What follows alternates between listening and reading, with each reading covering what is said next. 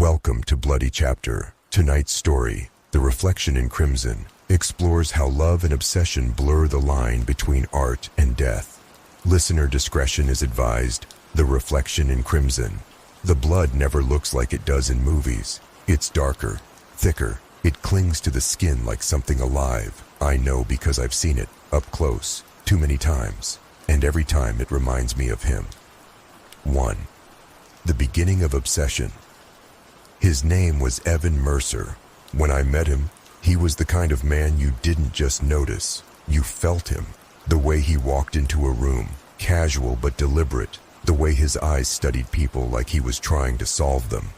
I was working as a freelance illustrator then, hiding behind my laptop at a corner cafe, sketching faces I'd never see again, until he sat across from me one morning, wearing a charcoal coat and a smile that didn't quite reach his eyes. "Is that me?" he asked, glancing at the sketch on my screen. It was. I'd drawn him without realizing it. I laughed it off, said it was coincidence. He didn't believe me. He leaned closer, his voice low, warm. "You see people, don't you? Really see them?" And that was the moment I fell. Not in love, in fascination. 2. The Seduction of Normalcy. Evan wasn't like anyone I'd ever met. He was confident but kind, always saying the right thing, never pushing too hard. He made me believe that maybe I could be normal again. We went on long walks through downtown, sometimes in silence, sometimes laughing about trivial things. He'd brush my hair behind my ear when the wind blew too hard. He'd touch my wrist when he spoke, just enough to make my pulse race. Our first kiss wasn't passionate. It was deliberate, slow, measured, like he was tasting control. And I let him. He didn't know what I was then. He didn't know about the things I'd done, the men who'd underestimated me, the ones who thought I was soft, harmless. But I wasn't harmless. I'd learned that long ago. 3. The past that never died. I grew up in a small town where secrets were currency and silence was survival. My father was a preacher. My mother was his sermon. Every bruise she wore, every whisper in the night was a lesson in obedience. When I turned 16, I learned how to hide the bruises with foundation. By 20, I learned how to make bruises of my own. The first man I killed wasn't a stranger. He was my father. They called it an accident. I called it freedom. After that, I learned to move cities, change names, start over. Each life I built was a painting I'd burn before it could dry. Until Evan. He made me want to keep the canvas intact. 4. The crack in the frame. It started small. The late-night phone calls he wouldn't answer. The subtle flinch when I touched his phone.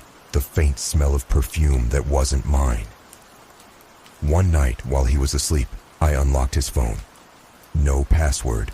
Arrogance disguised as trust. There she was. Clara. A name. A face. A string of messages that told me everything I needed to know. She was young, beautiful, the kind of woman who still believed in promises, the kind of woman I used to be. When I confronted him, he smiled. He said, "You're imagining things." He touched my shoulder, gentle, rehearsed, and in that moment, I realized something. He wasn't just lying to me, he was studying me, like a project, like a story he wanted to finish. 5. The descent. You don't plan a murder. Not really. It starts as a thought, a flicker in the dark, a whisper that says maybe you deserve peace. Peace has a price. So I started watching him, not as a lover, but as a predator. I followed him to work, to Clara's apartment, to that rooftop bar where he told her the same stories he told me. He wasn't in love with her either. He was practicing. When I realized that, I stopped being sad. I became something sharper. That night, I drew a portrait of him. Not the man I loved, but the man he really was. Cold, calculated, hollow. When I finished, I carved a thin red line across his throat in the sketch. Art imitates death, after all. 6. The night of truth. Rain fell hard that evening, drumming against the windows like impatient fingers. Evan came over, wet hair, leather jacket dripping onto the carpet. He smiled like nothing was wrong. "I've missed you," he said. I made him dinner. His favorite, steak, rare. He never noticed how steady my hands were as I cut the meat. We talked, laughed even. He poured us wine, deep crimson. He didn't know I'd already laced his glass with just enough sedative to make him compliant, not unconscious. When the glass slipped from his hand, he frowned. "Lena, what did you—" I leaned in close, whispering against his lips. "Shh. You always said you liked control. Now you'll learn what it feels like to lose it." He tried to stand.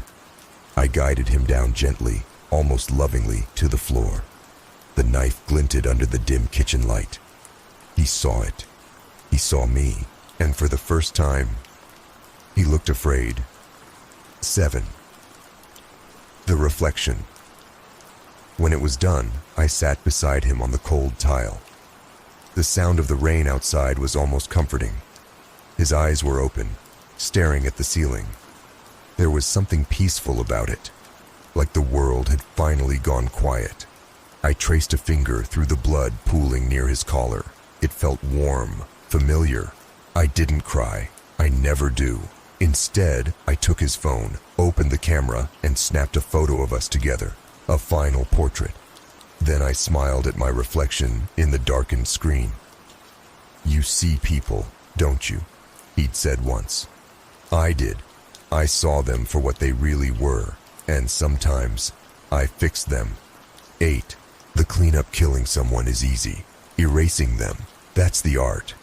I scrubbed the floors until the blood disappeared into the grout, loaded his body into the trunk, wrapped neatly in the same canvas I'd once painted him on. There's a certain poetry to that, isn't there? Life ending where art began. I drove to the edge of the city, to the cliffs where the sea swallowed secrets whole. The wind howled as I rolled him into the dark. For a moment I thought I saw his hand break the surface, reaching, but it was only the waves. The sea forgets everything. So do I. 9. The return. 3 weeks later, I dyed my hair, changed my name again. New apartment, new neighborhood, new sketchbook. But the news still found me. Body found near the coast, suspected drowning. No foul play, they said. There never is. Not when you know what you're doing. I thought it would end there. It didn't. 10. The copycat. One night, a letter arrived. No return address. Inside was a single Polaroid photo. Me and Evan, at that cafe where we first met. On the back, a note written in red ink. "You see people, don't you?" My pulse froze. No one should have had that photo. Unless... Clara. I remembered her eyes. Wide, innocent, curious. Maybe she wasn't as naive as I thought, or maybe she wanted revenge. Either way, I had to find her. 11. The hunter becomes the hunted. Clara worked at a gallery downtown. When I arrived, she looked up from her desk, startled, but not afraid. "Lena," she said softly, "I wondered when you'd come." Her calm unnerved me. She gestured toward the walls, paintings of faces, all of them mine, my self-portraits, every emotion, every crack, every lie I'd ever hidden. "How did you—" She smiled. "Evan showed me your work, said you were dangerous, said you were perfect." The air went still. She stepped closer. "He studied you because he wanted to understand me." She leaned in. "And now, I understand you." There was a glint in her eyes I recognized, something sharp, unbroken, the kind of madness that looks like clarity. 12. The mirror breaks. We stood there, inches apart. Two women, reflections of each other, both shaped by the same man, the same lies, the same hunger for control. "You killed him," she said. Her tone wasn't accusing, it was admiring. "I freed us," I whispered. Clara nodded slowly.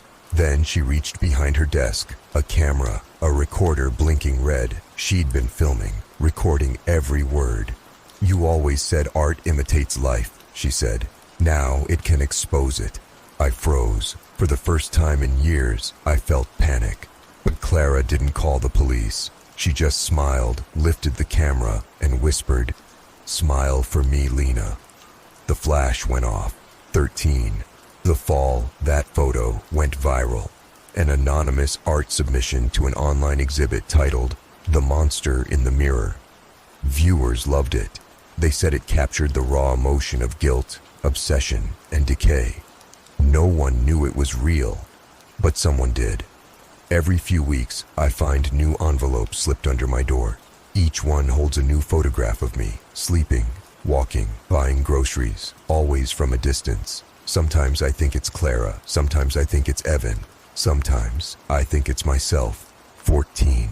The ending that never ends. I've stopped running now. I moved into a small apartment overlooking the sea. The waves sound like whispers when the wind's right. At night, I sit by the window and sketch. Faces, always faces. Some I know, some I don't.